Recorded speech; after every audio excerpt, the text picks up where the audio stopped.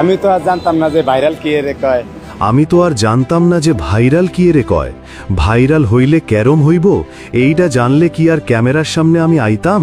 কান্না ভেজা কণ্ঠে কথাগুলো বলছিলেন মিজানুর রহমান।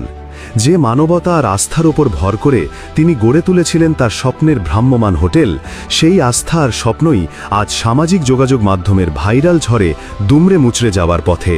সততার এক অনন্য দৃষ্টান্ত স্থাপন করে যিনি আলোচনায় এসেছিলেন, আজ তিনিই পড়েছেন চরম বিপাকে।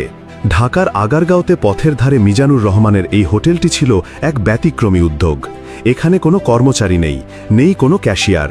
ক্রেতারাই নিজেদের খাবার নিজেরা তুলে নিতেন।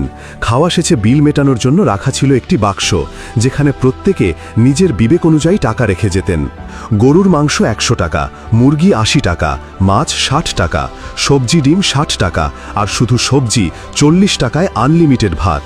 এই সাশ্রয়ী ব্যবস্থায় রিকশাচালক থেকে শুরু করে নিম্ন আয়ের মানুষেরা পেট পুরে খাওয়ার সুযোগ পেতেন। সম্প্রতি এক গণমাধ্যম কর্মীর তৈরি করা একটি কন্টেন্ট সামাজিক যোগাযোগ মাধ্যমে ছড়িয়ে পড়লে মিজানুরের এই সততার হোটেল ভাইরাল হয়ে যায়। দেশ ছাড়িয়ে তার এই মহৎ উদ্যোগের প্রশংসা পৌঁছায় পার্শ্ববর্তী দেশ ভারতেও। প্রশংসার জোয়ারে ভাসতে থাকেন মিজানুর, কিন্তু এই প্রশংসায় যে তার জন্য কাল হয়ে দাঁড়াবে তা তিনি কল্পনাও করতে পারেননি। ভাইরাল হওয়ার পর থেকেই তার ছোট্ট হোটেলে সাধারণ ক্রেতাদের চেয়ে কন্টেন্ট ক্রিয়েটর আর ইউটিউবারদের ভিড় বাড়তে থাকে। ঝাঁকে ঝাঁকে কন্টেন্ট ক্রিয়েটররা এসে তাকে ঘিরে ধরেন। ঘণ্টার পর ঘণ্টা ধরে চলে ভিডিও ধারণ আর সাক্ষাৎকার। ফলে তার মূল ব্যবসা লাটে উঠেছে। অভিযোগ করে মিজানুর রহমান বলেন, আগে যখন আপনারা জানতেন না তখন ব্যবসা ভালো হইতো, দিনে 1000-1200 টাকা থাকতো, আর এখন আপনারা যাইনা যাওয়ার পর থাকে 500-600 টাকা। বেতন কইমা আইছে।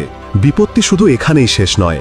ভাইরাল হওয়ার সুযোগ নিয়ে কিছু অসাধু লোক তার সরলতার সুযোগ নিতে শুরু করেছে। তার দোকানে 1 পিস করে মাংস খাওয়ার নিয়ম, কিন্তু মিজান জানান অনেকে এখন মাংস বেশি করে নিচ্ছেন, কিন্তু নামমাত্র টাকা বাক্সে রাখছেন। তিনি বলেন, অনেক মানুষ আইয়া 3-4 পিস কইরা গোস্ত লইয়া লয় খায়।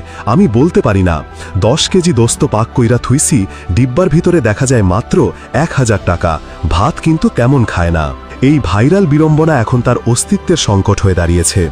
একদিকে যেমন ব্যবসায়িক ক্ষতি হচ্ছে, অন্যদিকে ফুটপাথের উপর হোটেল হওয়ায় বিভিন্ন মহল থেকে আসছে চাপ। আশপাশের বড় রেস্তোরাঁগুলোর কাছে তিনি হয়ে উঠেছেন চোখের কাঁটা, পড়েছেন প্রশাসনের নজরেও।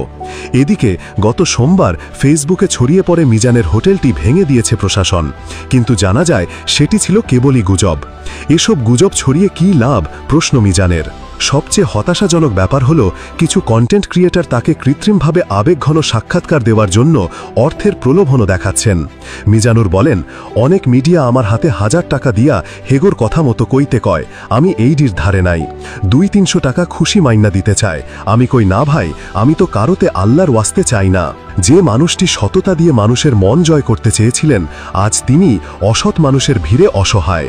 তার হোটেলে এখন খাবারের স্বাদ নিতে আসা ভোজন রসিকদের চেয়ে ক্যামেরা হাতে ছুটে আসা কন্টেন্ট ক্রিয়েটরদের উপদ্রবই বেশি। যে মানুষটি সামান্য লাভে নিম্ন আয়ের মানুষদের মুখে খাবার তুলে দিচ্ছিলেন, ভাইরাল হওয়ার বিড়ম্বনায় আজ তার নিজের ব্যবসাই বন্ধ হওয়ার উপক্রম।